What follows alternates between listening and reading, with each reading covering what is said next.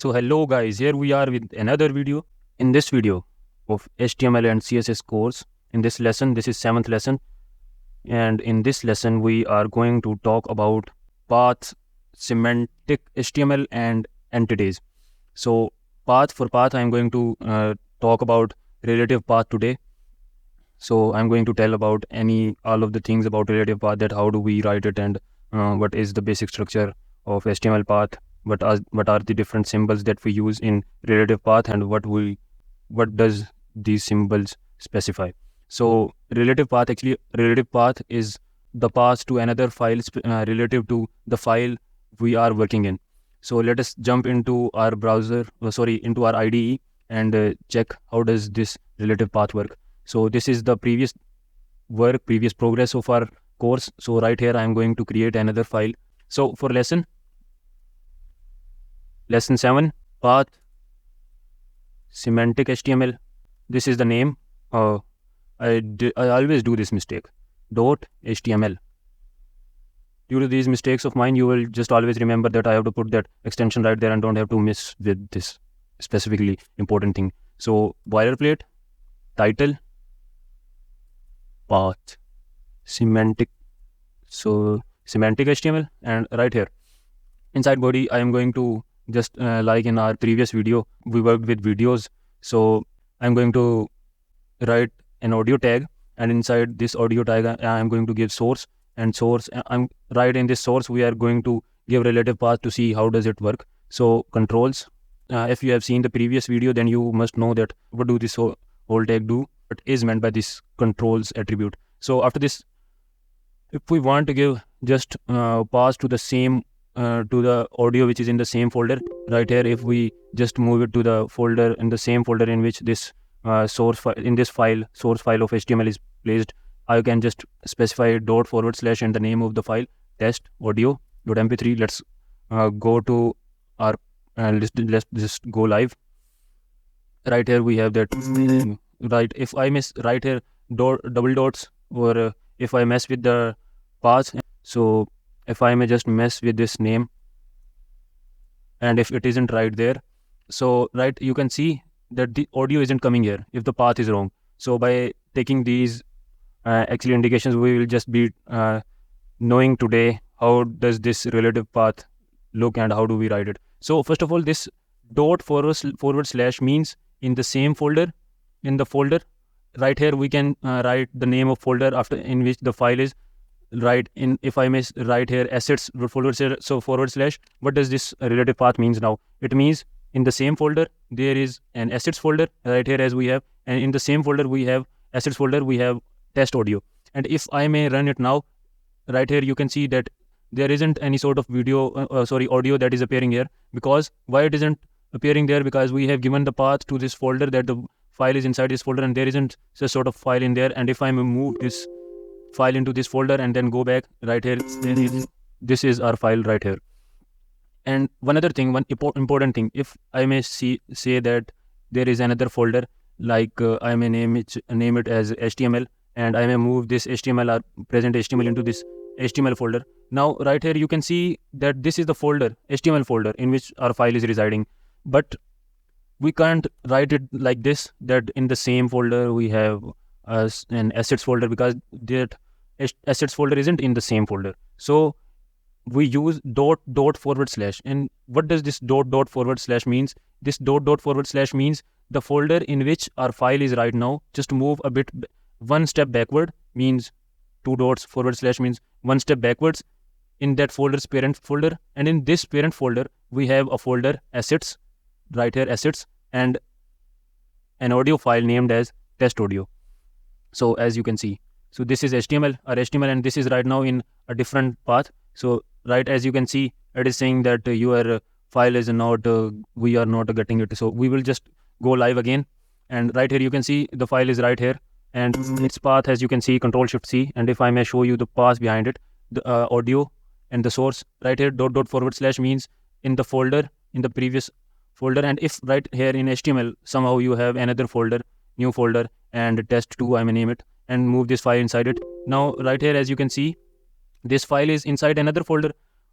So for this we will just need to write another dot forward slash, which means move back. The first dot means move back to its move one step back, which means it will come into HTML folder, and then it is saying move one more step back, which means it is just going to come into this HTML and CSS folder, and in this folder we have assets folder, and in this assets folder we have this file. So I think you have got the basic idea about how this relative path is actually written right here in this example. As you may see as well, that two folders back, and then there is a folder, and then in this folder there is a file. So the next topic we are going to talk about is semantic HTML. So what is this semantic HTML? So from the starting we are using the tags like div tag and different sort of span tags, and these tags, if you may see it and if you may like try to understand, they doesn't mean anything by themselves. They don't specify what sort of content we have put it into it. Whereas in HTML there are such tags which just specify the sort of content they contain inside them, because they are semantically telling that what is the type of content, what does the content inside it do. So for example, if I may tell you, this is header tag, which means it is going to contain the header of the page. Like the same way there is a footer tag which is going to contain the footer of the page. In this video, in this next slide, let us see what is the difference between both non-semantic and semantic HTML.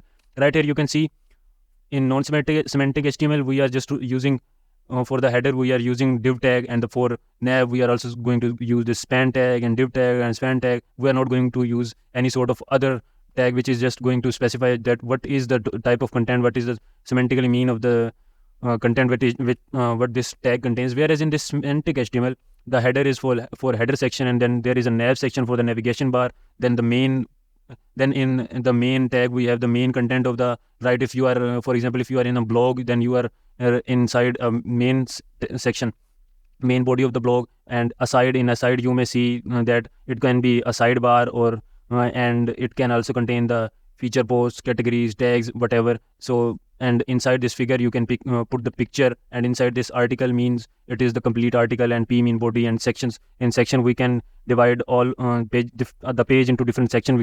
Like we have pricing section and about section in the same page, or contact section. We can put these sections in the different sections, and right after that there is a footer section. All these are semantic tags.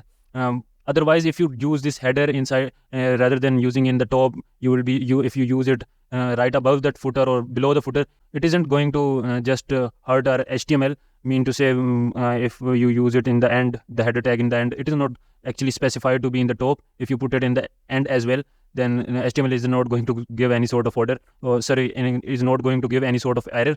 So if you are using it anywhere, it just works like div, span. It doesn't mean by its location, but their mean do matter. Mean by header, we mean header. So if we are using it in the right place, it is a bit of well written code for us, and with the perspective of SEO, search engine optimization, it is a good thing as well, because this is a structure of page that we should follow. So after this semantic HTML, we have a next topic which is entities. And this entities, there are thousands of entities in HTML. First of all, let me tell you what is an entity actually. So in HTML, there are some characters which are reserved for HTML use. As if you know some other languages as well, like in C, there are reserved words as well. Like the same way in HTML, there are some reserved characters. So like in tags, you use greater than sign and smaller than sign, and consider and suppose that if you are using a greater than sign inside a tag, and the browser can take it as starting of a tag. So how do you do that and not make browser not to think it as a tag portion? So you use entities right there. There are different purposes of entities we are going to talk about. It isn't the only purpose that we are going to replace the reserved words with them. The other use can be if we want to use put extra space. Right here, if I may come into our source code and write here in p tag, if I may write that this is the space. Right here I have given a really big space, but if I may go into our browser and see here, it has, let us just correct our format of our files, bring it back here, and that was just for practice, and I'm going to delete that directory now. So delete it. So right here we are back into our previous location. So right here, if you may see, this is the space. There isn't any extra space right here. So to give this extra space, if we want our browser to respect the space we are giving, it just takes only one space if we have given multiple spaces. But if we want to specify more spaces into our browser, then you can use this entity right here, and nbsp, and nbsp. Sorry for the typo if I may copy it. So right here, it is going to give it double space. You can see the space has increased. If I may paste it many times, then you can see as many times I will paste this word right there, that entity right there, it is going to give as many spaces respective to that to the number of the usage. So after this nbsp tag, we have another tag which is just a greater than tag, which we specified that it is used for the greater than sign. Right in the browser, if we may say there is a greater than sign, there are thousands of entities. You don't need to remember them. Right now, if I may go and bring a file for you, right here, we are here. So I have written this HTML for you people. You can get it from the link in the description. So in this HTML, if I may go here and go live with this file, so what do this show us? So it contains, I have compiled this file by different sort of HTML entities, characters, which we can use in HTML, CSS, and in JavaScript. So we will be using and learning about their uses in CSS and HTML and JavaScript in forward courses as well. So in this file, I have given another feature. We have compiled that if you click just right here, it will just specify with you this to you with this sign which it is going to show in HTML. So right here, if I may click for it, this is the same sign that I have specified right here. So right here, and I have compiled this. You can download it. So it is containing different sort of entity elements, and I have just embedded links for my channel here as well. So this is the file. You can download it. You are really free to download it. I will give the link for it in description. So these are entities. After this, we have another important thing in HTML which I didn't talk about earlier. So right here, as you can see, in previous videos we talked about tables as well. So I have used the same sort of structure in that in this file as well. So next in here, there is an important topic that we learn in every programming language, how to write comment in our file. So that comment, if you don't know, that comments are actually text inside our you can say our file, which is not compiled by the browser, and it just leaves it, and we just put comment there so that we may understand and document our code for better understanding. So right here, this is a basic structure of writing that comments in our page. So let us go here and let me write that I have this comment. This is the basic, you can see the format of writing comment. This is comment, and if I may go to our browser and see, sorry, I need to go to that file. Right here, if you may see that there isn't any such sort of text which is written inside comment. It will just be for you, for your documentation and for your specification. And if I may remove that comment symbol before and after it, then it will just come into our file. So right here, so you can get this file.